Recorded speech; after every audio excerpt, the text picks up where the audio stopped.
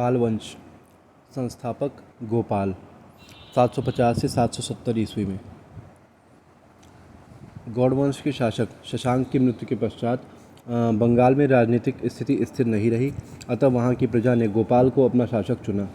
गोपाल ने 750 ईस्वी में पाल वंश की स्थापना की। उसने बिहार में बिहार शरीफ नामक स्थान पर ओदंतपुरी महाविहार अथवा विश्वविद्यालय की स्थापना किया। वह बौद्ध धर्म का अनुयायी था। धर्मपाल, 770 से 810 ईस्वी। उपाधि महाराजाधिराज एवं परम भट्टारक। धर्मपाल पाल वंश का वास्तविक संस्थापक था। उसने महाराजाधिराज और परम भट्टारक जैसी उपाधियों को धारण किया था। उसने मुंगेर को अपनी राजधानी बनाया। कन्नौज के त्रिकोणीय संघर्ष में भाग लेने वाला पाल वंश का पहला शासक था। उसने कन्नौज के शासक इंद्रायुध को हटाकर अपनी अधीनता में चक्रायुध को शासक बनाया था। उसके दरबार में हरिबंधु नामक बौद्ध भिक्षु निवास करता था। धर्मपाल ने विक्रमशिला विश्वविद्यालय और सोमपुरी विश्वविद्यालय की स्थापना करवाया। विक्रमशिला विश्वविद्यालय के आचार्य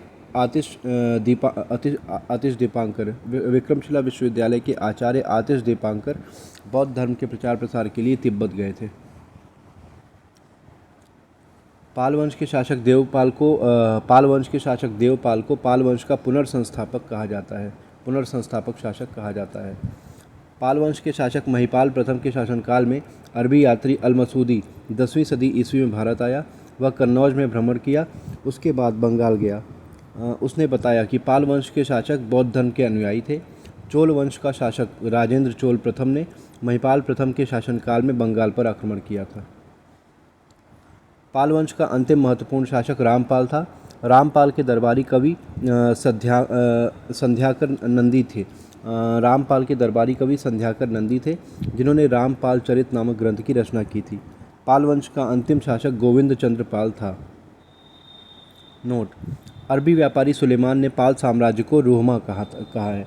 अरबी व्यापारी सुलेमान ने पाल साम्राज्य को रोहमा कहा है। धर्मपाल द्वारा स्थापित विक्रमशिला विश्वविद्यालय में ब्रजयान शाखा की पढ़ाई होती थी।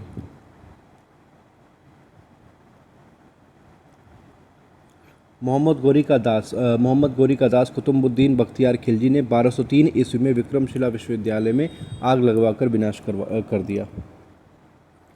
सेन वंश, संस्थापक सामंत सेन, राजधानी राद, उत्तरी बंगाल। वास्तविक संस्थापक विजय सेन। राजधानियाँ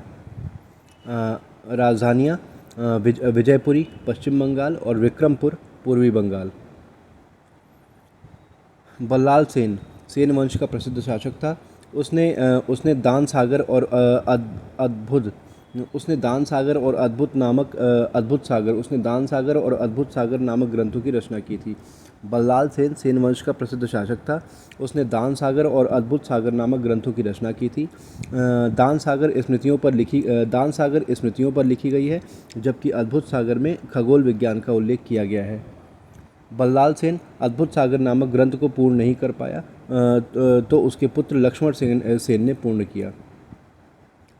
लक्ष्मण सेन वंश का अंतिम शासक था। इसके दरबार में गीत गोविंद के रचनाकार देवदूत, पवनदूत के रचनाकार धोई और ब्रह्म सर्वस्व के रचनाकार हलायुध निवास करते थे। लक्ष्मण सेन के शासनकाल में मोहम्मद गोरी का दास कुतुबुद्दीन बख्तियार खिलजी ने 1205 ईस्वी में लक्ष्मण सेन को पराजित कर उसकी राजधानी लखनौती पर अधिकार कर लिया। इस प्रकार सेन वंश का अंत हो गया और बंगाल पर तुर्कियों ने अधिकार कर लिया। कश्मीर राज्य। अशोक के शासनकाल में कश्मीर पर अशोक का अधिकार था। मौर्योत्तर काल में कश्मीर पर कुषाण वंश के शासकों ने शासन किया। हर्षवर्धन के शासनकाल में दुर्लभ वर्धन ने हर्षवर्धन से मित्रवत संबंध बनाकर कश्मीर में स्वतंत्र शासन किया। 7वीं सदी ईस्वी से लेकर 16वीं सदी ईस्वी तक कश्मीर राज्य एक स्वतंत्र पूर्व राज्य के रूप में रहा।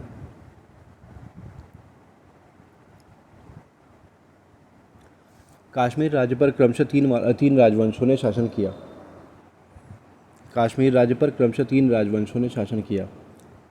राज्य। कारकोट वंश, उत्पल वंश और लोहार वंश। कारकोट वंश संस्थापक दुर्लभवर्धन, उत्पल वंश संस्थापक अवंतिवर्मन और लोहार वंश संस्थापक संग्रामराज। राजतरंगिणी राजतरंगिणी भारत की प्रथम ऐतिहासिक रचना है। यह संस्कृत भाषा में 12वीं सदी में कल्हड़ द्वारा कश्मीर के इतिहास पर लिखा गया ग्रंथ है। राजतरंगिणी का लेखन कार्य लोहार वंश के शासक जय सिंह के शासनकाल में पूर्ण हुआ। कल्हड़ चंपक के पुत्र थे। चंपक लोहार वंश के शासकों के दरबार में रहे, किंतु कल्हड़ लोहार वंश के किसी भी शासक के दरबार में नहीं रहे।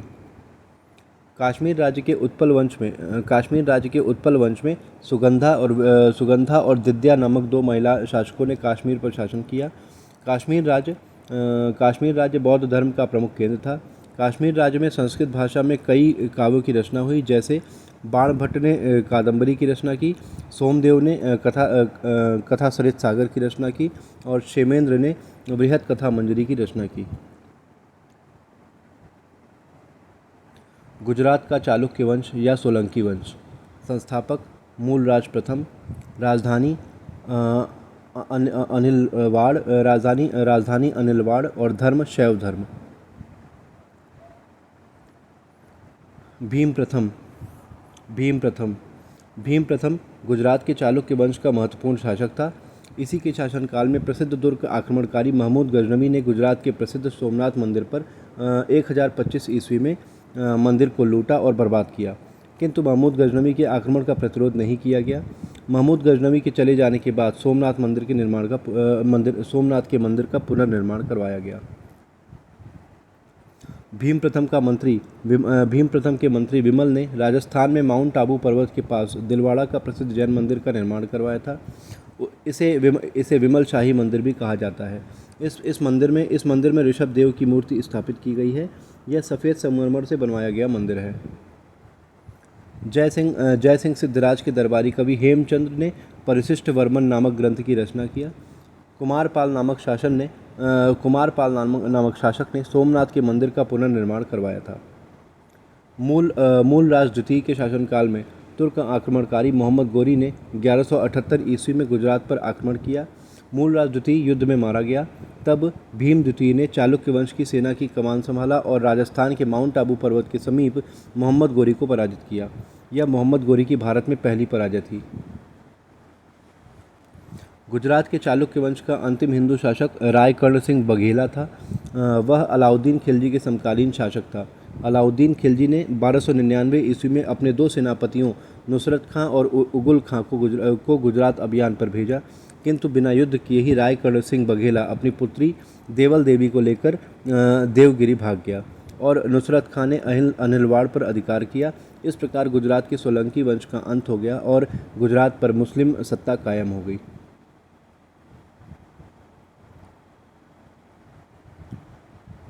दक्षिण भारत के प्रमुख वंश। वादामी या वातापी का चालुक्य वंश। वादामी के चालुक्य वंश के शासक कर्नाटक के निवासी कन्नड़ भाषी थे। वादामी के चालुक्य वंश के शासक कर्नाटक के निवासी कन्नड़ भाषी थे। जय सिंह ने 6वीं सदी ईस्वी में कर्नाटक राज्य में वादामी के क्षेत्रों में चालुक्य वंश की नींव डाली। उसके बाद उसका पुत्र रणराग शासक बना, लेकिन उसने कोई विस्तार कार्य नहीं किया। पुलकेशिन प्रथम ने वादामी में एक किले का निर्माण करवाया। वादामी को अपनी राजधानी बनाया। पुलकेशिन प्रथम को वादामी के चालुक्य वंश का वास्तविक संस्थापक कहा जाता है। पुलकेशिन द्वितीय 609 से 642 ईस्वी। पुलकेशिन द्वितीय 609 से 642 ईस्वी। उपाधियाँ परमेश्वर, दक्षिणापथेश्वर, श्रीवल्लभ और सत्याश्रय। स्रोत ऐहोल प्रशस्ति, ऐहोल अभिलेख। भाषा संस्कृत, लिपि ब्राह्मी। दरबारी कवि रवि कीर्ति, जैन धर्म, जो कि जैन धर्म का अनुयायी था। पुलकेशिन द्वितीय वादामी के चालुक्य वंश का सबसे शक्तिशाली शासक था। वह उत्तर भारत के शासक हर्षवर्धन के समकालीन था। पुलकेशिन द्वितीय ने परमेश्वर, दक्षिणापथेश्वर और श्रीवल्लभ सत्याश्रय जैसी उपाधियों को धारण किया। उसके विषय में जानकारी का प्रमुख स्रोत ऐहोल प्रशस्ति है। ऐहोल प्रशस्ति, इस पर पुलकेशिन द्वितीय के उपलब्धियों का उल्लेख किया गया है। यह कर्नाटक राज्य के बीजापुर जिले में ऐहोल नामक स्थान पर 634 ईस्वी में पुलकेशिन द्वितीय के द्वारा स्थापित करवाया गया। इसकी भाषा संस्कृत एवं लिपि ब्राह्मी है। इसके रचनाकार पुलकेशिन द्वितीय के दरबारी कवि रविकीर्ति हैं। इस अभिलेख पर महाकवि कालिदास भारवी के नामों का उल्लेख मिलता है। महाभारत के विषयों का भी उल्लेख किया गया है। इस अभिलेख के अनुसार 630 ईस्वी से 634 ईस्वी के मध्य पुलकेशिन द्वितीय ने हर्षवर्धन को नर्मदा नदी के तट पर पराजित करके परमेश्वर की उपाधि धारण की थी।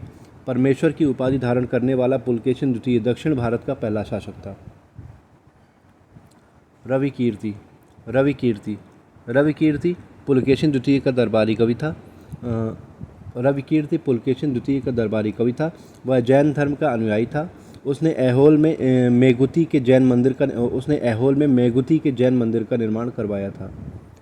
बादामी के चालुक्य वंश के शासकों ने मंदिर कला की बेसर शैली को जन्म दिया।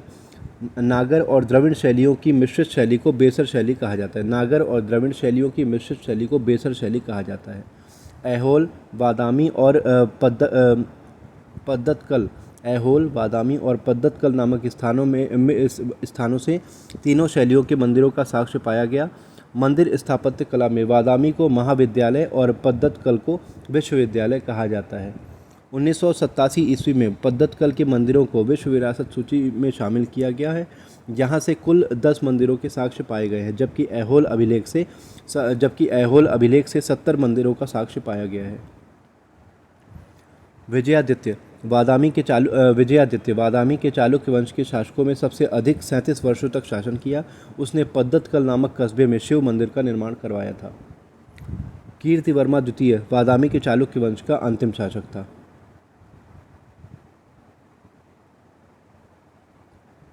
राष्ट्रकूट वंश, संस्थापक दंतिदुर्ग, राजधानी मान्यखेत। बादामी के चालुक्य वंश का सामंतवादी शासक दंतिदुर्ग ने बादामी के चालुक्य वंश के सामंतवादी शासक दंतिदुर्ग ने 750 से 751 ईस्वी में राष्ट्रकूट वंश की स्थापना की। उसने हैदराबाद से 200 मील पश्चिम में मान्यखेत को राजधानी बनाया। कृष्ण प्रथम ने एलोरा के कैलाशनाथ मंदिर का निर्माण करवाया। यह बेसर शैली का बनवाया गया सबसे प्रसिद्ध मंदिर है। एलोरा की गुफाएं, कुल गुफाओं की संख्या 34 है। गुफा संख्या 12 तक बौद्ध धर्म से संबंधित हैं। गुफा संख्या 13 से 29 तक हिंदू धर्म से संबंधित है और गुफा संख्या 30 से 34 तक जैन धर्म से संबंधित है। गुफा संख्या 16 से एलोरा के कैलाशनाथ मंदिर का साक्ष्य पाया गया है। एलोरा की गुफा राष्ट्रकूट वंश से संबंधित गुफा है। एलोरा की गुफा राष्ट्रकूट वंश से संबंधित गुफा है। इसमें 3 धर्मों का संगम है। इसमें कुल 34 गुफाएं हैं। यह गुफा महाराष्ट्र राज्य में औरंगाबाद जिले में बेरूल नामक स्थान पर स्थित है। राष्ट्रकूट वंश के शासक ध्रुव ने सर्वप्रथम कन्नौज के त्रिकोणीय संघर्ष में भाग लेकर कुछ समय तक कन्नौज पर अधिकार कर लिया था। गोविंद तृतीय राष्ट्रकूट वंश का सर्वाधिक प्रसिद्ध शासक था। उसने गुर्जर प्रतिहार वंश के शासक नागभट्ट द्वितीय और पाल वंश के शासक धर्मपाल को पराजित करके कन्नौज को अपने अधीन कर लिया था। अमोघ वर्ष 814 से 880 ईस्वी। धर्म जैन धर्म। गुरु जिनसेन और ग्रंथ कविराज मार्ग एवं प्रश्नोत्तर मालिका। अमोघ वर्ष शांतिप्रिय शासक था। उसने कन्नौज के त्रिकोणीय संघर्ष में भाग नहीं लिया था। वह जैन धर्म का अनुयायी था। उसके गुरु का नाम जिनसेन था। जिनसेन ने जैन हरिवंश नामक ग्रंथ की रचना की थी। अमोघ वर्ष देवी लक्ष्मी का भी सम्मान करता था। उसने देवी लक्ष्मी को अपनी एक उंगली काटकर भेंट चढ़ा दिया था। वह शासक के साथ साथ साहित्यकार और विद्वानों का संरक्षक था।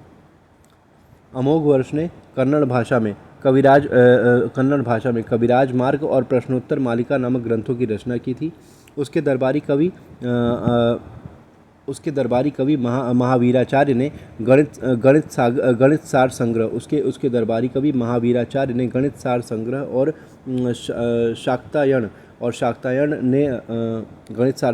शाक्तायन ने अमोघ वृत्त नामक ग्रंथ की रचना की थी। उसके दरबारी कवि महावीराचार्य ने गणित सार संग्रह और शाक्तायन ने अमोघ वृत्त नामक ग्रंथ की रचना की थी। 10वीं सदी ईस्वी में भारत आने वाला अरबी सौदागर अल मसूदी के अनुसार राष्ट्रकूट वंश का प्रसिद्ध शासक इंद्र तृतीय था। उसने इंद्र तृतीय को बलहारा अथवा वल्लभ राज की संज्ञा प्रदान की थी। उसने इंद्र तृतीय को बलहारा अथवा वल्लभ राज की संज्ञा प्रदान की थी। राष्ट्रकूट वंश का अंतिम शासक कर्ण द्वितीय था। पल्लव वंश संस्थापक सिंह विष्णु, दरबारी कवि भारवी, जिसने किरातार्जुनीयम की रचना की थी। राजधानी कांचीपुरम। भारवी सिंह विष्णु के दरबारी कवि थे।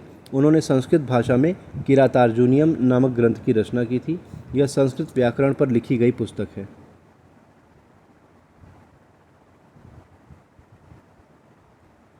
भारवी के नामों का उल्लेख ऐहोल अभिलेख पर मिलता है। महेंद्र प्रथम उपाधियाँ मामल्ल, गुणभर एवं विचित्र चित्र। महेंद्र वर्मन प्रथम पल्लव वंश का प्रथम महत्वपूर्ण शासक था। वह जैन धर्म का अनुयायी था। वह नयनार संत अप्पार के प्रभाव में आकर शैव धर्म को अपना लिया। उसने मामल्ल, विचित्र चित्र एवं गुणभर की उपाधियां धारण की। वह शासक के साथ साथ साहित्यकार विद्वान शासक था। उसने मत विलास प्रहसन नामक ग्रंथ की रचना की थी। मत विलास प्रहसन की रचना किसने की थी? महेंद्र वर्मन प्रथम ने। ठीक है। नरसिंह वर्मन प्रथम ने 642 ईस्वी में वादामी के चालुक्य वंश के सबसे प्रतापी शासक पुलकेशिन द्वितीय को पराजित कर मार डाला। उसके बाद वातापी कोंड की उपाधि धारण की। उसने तमिलनाडु में महाबलीपुरम नामक नगर को बसाया और महाबलीपुरम में सप्त पैगोडा प्रकार के 7 रथ मंदिरों का निर्माण करवाया था। सप्त पैगोडा प्रकार के मंदिरों में सबसे प्रसिद्ध युधिष्ठिर रथ मंदिर अथवा धर्मराज मंदिर था। सबसे छोटा द्रौपदी रथ मंदिर था। नरसिंह वर्मन द्वितीय पल्लव वंश का सबसे शक्तिशाली शासक था। उसने कांचीपुरम के कैलाशनाथ मंदिर का निर्माण करवाया था। यह द्रविड़ शैली का बना हुआ शिव मंदिर है। पल्लव वंश का अंतिम शासक नृपतुंग था। नृपतुंग का सामंतवादी राजा विजयालय चोल ने 9वीं सदी ईस्वी में तंजौर के शाही चोल वंश की नींव डाली थी। संगमकालीन राज्य चोल वंश, चोल राज्य, चेर राज्य और पांड्य राज्य। संगमकालीन राज्य चोल, चेर और पांड्य। चोल राज्य। राजधानी प्रारंभिक राजधानी उरैयूर, द्वितीय राजधानी पुहार, प्रतीक चिन्ह बाघ और प्रतापी शासक करिकाल। चेर राज्य। राजधानी कुरुपुर, प्रतीक चिन्ह धनुष और प्रतापी शासक उदयन जेराल।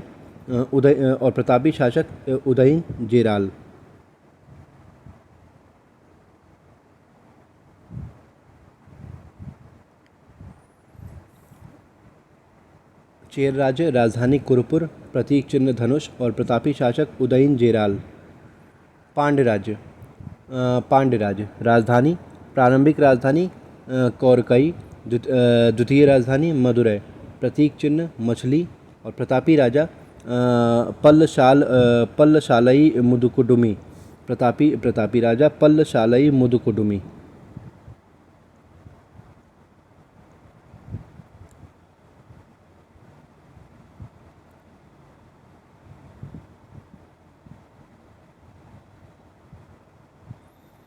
चोल राज्य प्रारंभिक राजधानी उरैयूर और द्वितीय राजधानी पुहार या कावेरी पत्तनम। ठीक है।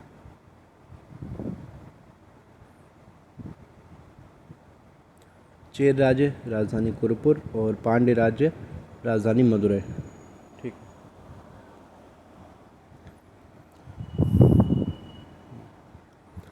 मौर्यकालीन शासक अशोक के समकालीन दक्षिण भारत में चोल राज्य, चेर राज्य और पांड्य राज्य थे। इनमें सबसे पहले चोल राज्य अस्तित्व में आया। तीनों राज्यों के तमिल कवियों ने पांड्य राज्य की राजधानी मदुरै में 3 संगमों का आयोजन किया था, इसलिए इन तीनों राज्यों को संगमकालीन राज्य कहा जाता है। चोल राज्य का सबसे शक्तिशाली एवं प्रसिद्ध राजा करिकाल था। करिकाल ने पत्तिन पालय के रचयिता रुद्र करनार को 16 लाख स्वर्ण मुद्राएं प्रदान की थी। करिकाल ने जंगलों को कटवाकर कृषि योग्य भूमि का निर्माण करवाया, सिंचाई के लिए तालाबों का निर्माण करवाया, कावेरी नदी के पास पुहार नामक नगर बसाया और उसे अपनी राजधानी बनाया। करिकाल ने श्रीलंका पर भी आक्रमण करके अपना अधिकार किया था।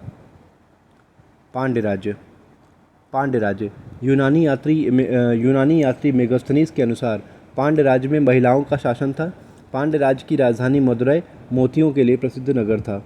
संगमकालीन 3 राज्यों के तमिल कवियों की 3 संगमों का आयोजन मदुरै में हुआ था। दूसरे संगम में तोल्कापियर ने तोल्कापियम नामक ग्रंथ की रचना की थी। पांड्य राज्य का सबसे प्रसिद्ध शासक पल्लशालई मुदुकुडुमी था। पांड्य राज्य का सबसे प्रसिद्ध शासक पल्लशालई मुदुकुडुमी था। चेर राज्य मालाबार तट पर स्थित राज्य था। चेर राज्य का सबसे योग्य एवं प्रतापी शासक उदयन जेराल था। उसके शासनकाल में कुरुक्षेत्र में हुए युद्धों में शामिल सैनिकों को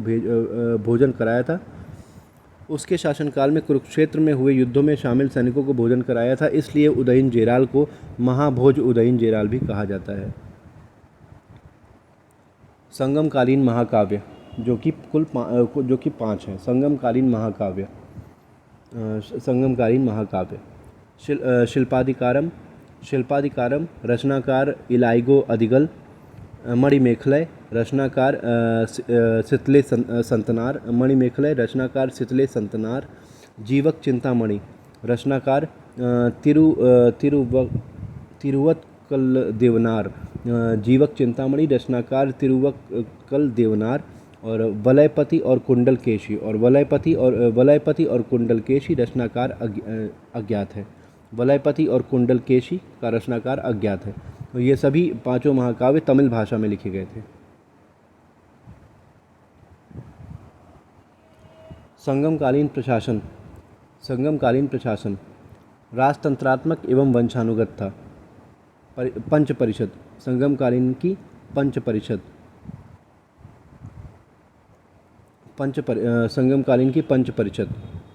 में क्या क्या आता था?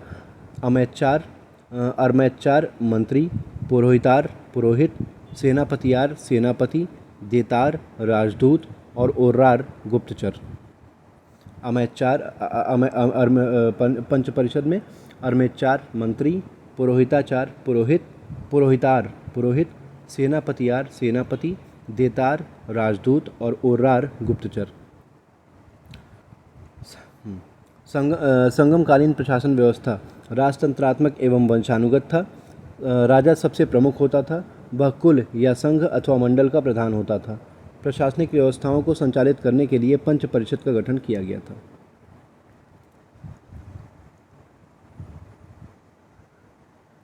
संगमकालीन इकाइयाँ मंडलम, नाडु और उर।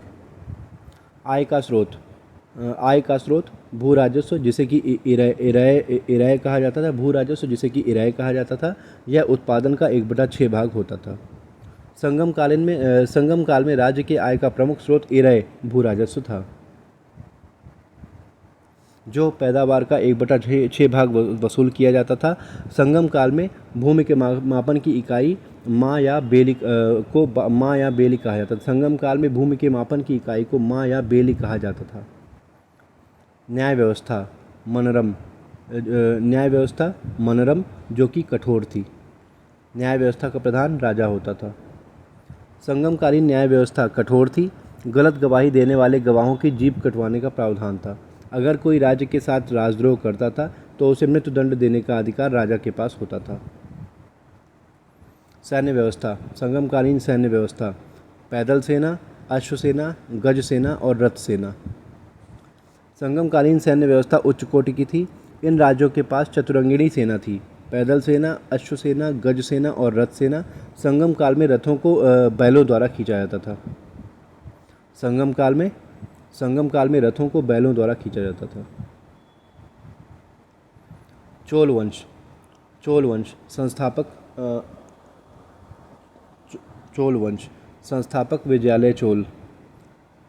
विजयालय चोल तंजौर के शाही चोल वंश की स्थापना 850 ईस्वी में विजयालय चोल ने किया। विजयालय चोल पल्लव वंश के अंतिम शासक निपतुंग का सामंतवादी शासक था। वह उसने नरकेशरी की उपाधि धारण की और निशुभ सुदनी के दुर्गा मंदिर का निर्माण करवाया। विजयालय चोल के पश्चात विजयालय चोल के पश्चात आदित्य प्रथम चोल वंश का शासक हुआ। उसने कोदंड राम की उपाधि धारण की। वह भी सामंतवादी राजा रहा। आदित्य प्रथम के पश्चात परांतक प्रथम शासक हुआ। वह पहला स्वतंत्र शासक रहा। उसे चोल वंश का वास्तविक संस्थापक कहा जाता है। आदित्य प्रथम के पश्चात परांतक प्रथम शासक हुआ। वह पहला स्वतंत्र शासक था। उसे चोल वंश का वास्तविक संस्थापक कहा जाता है। राजराज प्रथम 985 से 1014 ईस्वी। भूमि की पैमाइश 1/3 भाग। राजराज प्रथम चोल वंश का प्रसिद्ध एवं साम्राज्यवादी शासक था। उसने भूमि की पैमाइश करवाकर पैदावार का 1/3 भाग भू राजस्व कर वसूल किया। उसने भूमि की पैमाइश करवा कर पैदावार का 1/3 भाग भू राजस्व वसूल किया। राजराज प्रथम निर्माता शासक भी था। उसने तंजौर में बृहदेश्वर मंदिर या राजराजेश्वर मंदिर का निर्माण करवाया था। यह शिव मंदिर है। द्रविड़ शैली का बनवाया गया दक्षिण भारत का सबसे विशाल मंदिर है और द्रविड़ शैली का बनवाया गया दक्षिण भारत का सबसे विशाल मंदिर है। यूनेस्को ने राजराजेश्वर मंदिर को विश्व विरासत की सूची में शामिल किया है।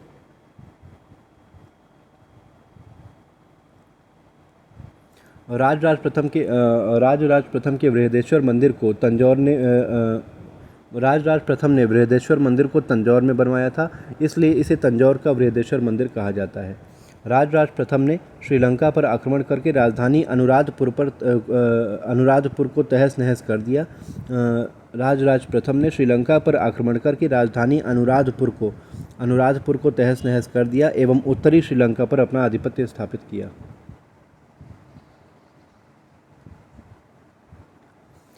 राजेंद्र चोल प्रथम 1014 से 1042 ईस्वी। पिता राजराज प्रथम। उपाधि गैंगकोंड एवं पंडित चोल। गैंगकोंड चोलपुरम। ठीक है। राजेंद्र चोल प्रथम चोल वंश का सबसे प्रतापी एवं शक्तिशाली शासक था। उसने गैंगकोंड एवं पंडित चोल की उपाधियों को धारण किया। कावेरी नदी के तट पर गैंगकोंड चोलपुरम नामक नगर को बसाया। इस नगर में बृहदेश्वर मंदिर एवं चोलगंगम नामक तालाब का निर्माण करवाया। राजेंद्र चोल प्रथम ने श्रीलंका के शासक महेंद्र वर्मन पंचम को कैद करके तंजौर लाया और संपूर्ण श्रीलंका पर अधिकार कर लिया। दक्षिण भारत में अपनी स्थितियों को मजबूत करने के बाद पाल वंश के शासक महिपाल के शासनकाल में बंगाल पर आक्रमण किया। राजाओं को आदेश दिया कि घड़े में गंगा जल भर कर दक्षिण भारत लेकर चलो। गंगा जल को चोलगंगम नामक तालाब में डलवा दिया। कहा जाता है कि राजेंद्र चोल गंगा को उत्तर से दक्षिण लाया था। राजेंद्र चोल प्रथम ने सिंचाई के लिए नहरों का निर्माण करवाया था। कुलोतुंग प्रथम ने 1074 ईस्वी में चीन के शासक ताइत्सु के दरबार में एक व्यापार मंडल दल को भेजा था। कुलोत्तुंग प्रथम को कर न लेने वाला शासक भी कहा जाता है। कुलोत्तुंग प्रथम को कर न लेने वाला शासक भी कहा जाता है। कुलोत्तुंग द्वितीय ने कुलोत्तुंग द्वितीय ने अपने समकालीन भक्ति आंदोलन के आंदोलनकारी रामानुजाचार्य पर दबाव डाला कि वे वैष्णव धर्म छोड़कर शैव धर्म अपना लें, किंतु रामानुजाचार्य ने ऐसा नहीं किया। कुलोत्तुंग तृतीय के दरबारी कवि कंबन ने रामायण का तमिल भाषा में अनुवाद किया, जिसे तमिल रामायणम या रामावतारम कहा जाता है।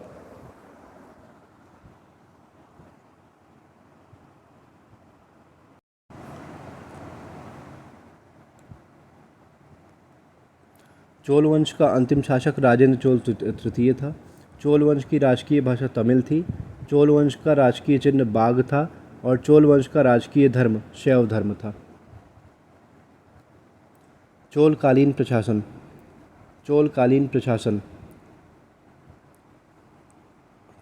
प्रशासन साम्राज्य या राष्ट्रम, फिर मंडल, उसके बाद बलनाडु या कोट्टम, फिर नाडु, फिर कुर्रम, फिर उर या गांव। चोलकालीन इकाइयाँ साम्राज्य या राष्ट्रम, उसके बाद मंडल, फिर बलनाडु या कोट्टम, फिर नाडु, फिर कुर्रम, फिर उर या गांव। चोलकालीन प्रशासन का स्वरूप राजतंत्रात्मक वंशानुगत पैतृक एवं ज्येष्ठाधिकार के आधार पर आधारित था। कुछ इतिहासकार विद्वानों का तर्क है कि राज्य का स्वरूप दैवीय राजत्व के सिद्धांत पर आधारित था, क्योंकि कुछ मंदिरों में राजाओं और रानियों की मूर्तियां स्थापित कर पूजा अर्चना वंदना की जाती थी। चोलकालीन शासक निरंकुश नहीं होते थे। वे कानून निर्माता न होकर सामाजिक नियमों और व्यवस्था के प्रतिपादक होते थे। राजकीय आदेशों को औले नामक अधिकारी लिपिबद्ध करता था और औले नायकम राजा का सचिव होता था। राजकीय आदेशों को औले नामक अधिकारी लिपिबद्ध करता था और औले नायकम राजा का सचिव होता था। आय का स्रोत। चोल काल में आय का सबसे महत्वपूर्ण स्रोत भू राजस्व था। इस काल में भूमि कर का निर्धारण सामान्यतः खेत की उर्वरता और फसल चक्र को ध्यान में रखकर किया जाता था। भू राजस्व की दर उपज का 1/3 भाग वसूल किया जाता था। कभी कभी महामारी और फसल नष्ट हो जाने पर भूमि कर को माफ़ भी कर दिया जाता था। भू राजस्व कर को आयम कहा जाता था। वृक्ष कर को मरम जड्डी कहा जाता था और लगान को कडिमय कहा जाता था। सैन्य व्यवस्था चतुरंगिणी सेना, पैदल सेना, अश्वसेना, गज सेना और नौसेना। चोलकालीन सैन्य व्यवस्था उच्च कोटि की थी। इनकी चतुरंगिणी सेना में सुव्यवस्थित नौसेना थी। इस नौसेना के बल पर ही राजराज प्रथम और राजेंद्र चोल प्रथम ने श्रीलंका पर अपना अधिकार बनाया था। चोल काल में सेनापति को महादंड नायक कहा जाता था और सैन्य टुकड़ियों के नायकों के अधीन रखा जाता था। इस प्रकार चोलकालीन सैन्य व्यवस्था उच्च कोटि की थी। न्याय व्यवस्था का प्रधान राजा होता था और राजा का न्यायालय धर्मासन कहलाता था। चोलकालीन न्याय व्यवस्था का प्रधान राजा होता था। राजा के न्यायालय को धर्मासन कहा जाता था और राजा का निर्णय धर्मासन भट्ट कहलाता था।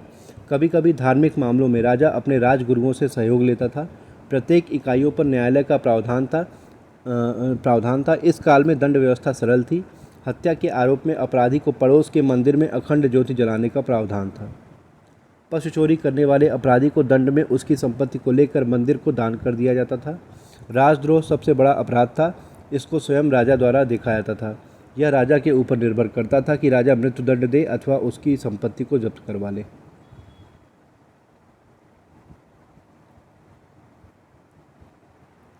चोलकालीन मंदिर।